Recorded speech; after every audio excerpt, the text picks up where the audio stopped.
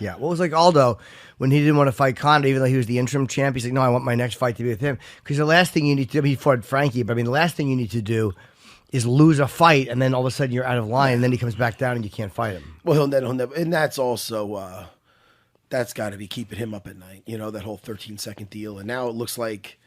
I mean, Jose say that he'll go up to the lightweight to get him and this and that? We were talking about that before the show. What an interesting fight that might be if he moves up in lightweight, and then I think Conor's got to fight KHABIB though. I think that fight is what I really want to see. I think that's the fight that everybody wants to see. I mean, I want to see that. KHABIB is getting way more vocal now than he's ever been. Guy's 24-0. I mean, it would be.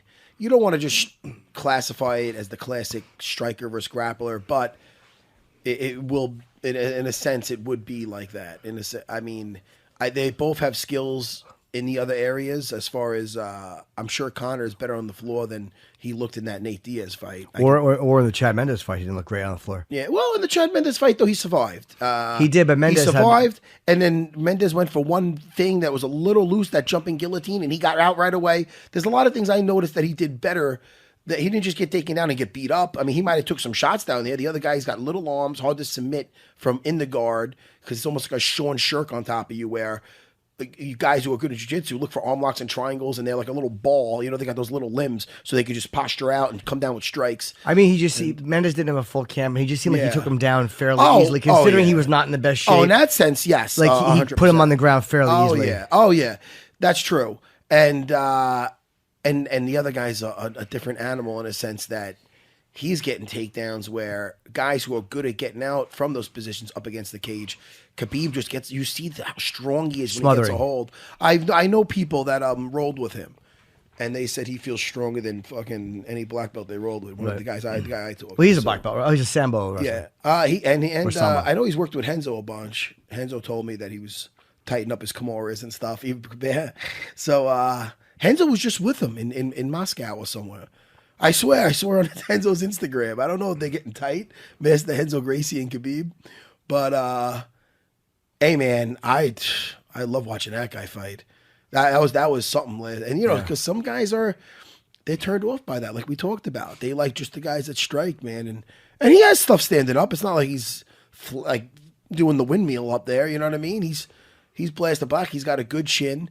But what makes it so interesting is that Michael Johnson did land a few on him. And land a few where you made him look like he took a stutter step. And then people forget that because that was the first 3 minutes and then the rest was all KHABIB. I mean, to the point where it was brutal. I mean, it looked almost like a mismatch after that. But you got to forget, you can't forget how that fight started. He's literally impossible to get out of once he's smothering you. Man, he's good. I just watched the fight with somebody who got up a couple of times against him, and it looked like they were going to do okay. And it was one of his older fights, and I can't fucking remember. Well, I mean, let me tell you though, man. When he gets down, he's not that guy to sit in a guard. He gets up, he passes the guard. I mean, if you see, like, he'd get up right away.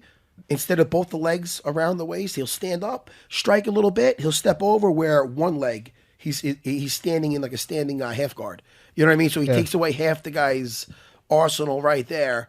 And then he passes. I see knee cuts and his weight.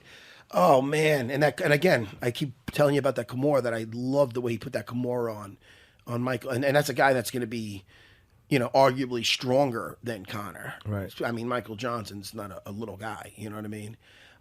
He's a strong guy. And he's a good fighter, man. And it's just when you see somebody do that to a guy the caliber of Michael Johnson, it's some. What do you mean in the second round? I mean, just in general, how he. No, but I mean in that fight, was it the second round? I thought he submitted him in the third, right, with the Kimura. The third? Yeah, Kimura. I think that went 3 rounds. Okay. Yeah, man, and not for nothing, a lesser guy, a guy who's a little less tough than Michael Johnson. He's getting out of there sooner because he had him in position. I mean, that guy took a beating. And KHABIB's got such good. And again, it always goes. I can't stop. I can't think of another fight. Could you think of another fight where the guy's in that fight arguing about his next fight already with the fucking UFC president? It really is crazy. I think that was everybody in there. This guy's scared to death. This guy's, am I winning? Did I win that round? He's talking about the next fight. He's arguing. That's your minute to get your heart rate back down. There wasn't a question in his mind that he was winning that fight. Right. That's amazing. I don't know. I mean, I've been around a while, and you don't see that shit too often. He's a guy who seems like he's comfortable talking shit, and he seems like a guy. He's going to back it up. But I mean, I'm meaning like he doesn't seem like he's scared of somebody who's verbal or aggressive. Like he's not going to be. His game is not going to be broken by somebody who's taunting him publicly. Oh no! Because he wants to do his taunting in the cage. He even said, if you read what he said, he didn't say I'll take him down and submit him. He goes, I don't want to submit him right away. I want to take him down. I want to play with him. I want to talk to him. I want to smack him around. I mean, that in some way is better than just total shit talking, because he's telling you the truth. That's what so it's like, could he do that to him? I mean, you've seen him do it to guys that are more powerful, bigger, explosive. Shit, man. And Conor's the master shit talker. So I would love to see that fight. I would love to. And then who does Aldo fight now? I guess there's a fight between. So we have the next fight. Pettis fights, but is Jose going to wait that long to fight? Yeah, Pettis is fighting Max Excellent. Holloway. So now does Aldo just sit around and keep waiting to fight, and then he fights the winner of that fight? And when are they fighting? Because the Holloway versus Pettis is awesome. It's December 10th. Oh, really? Oh, that's right there. Oh, it's coming up. So he's still got to wait, but he hasn't fought since last. Oh no, he fought Frank. When did he fight Frankie Edgar? Was it last December? No, it was July 9th. July. Okay, that's fair. So we were there. Yes, we were. Yeah. I thought my memory's bad. Dude, we saw. You want a Godfather quote? I'll give you one. You want the date of a fight? I'm like, was it 1951? Oh, sorry, 2 weeks ago. I suck. Is that from the Godfather? No, I'm just naming bad dates. Oh, there's times. You know what's funny? I told you I listened to the show. Jimmy's so witty and good that there's times that he'll say shit and I'll listen to it back. I'll be like, oh wow, that went right over my fucking head. How'd I miss that? Maybe Jimmy puts up layups and I'm just like, hi, what, Godfather? You like the movie? No, maybe my joke was just bad too. I'll take full credit for that.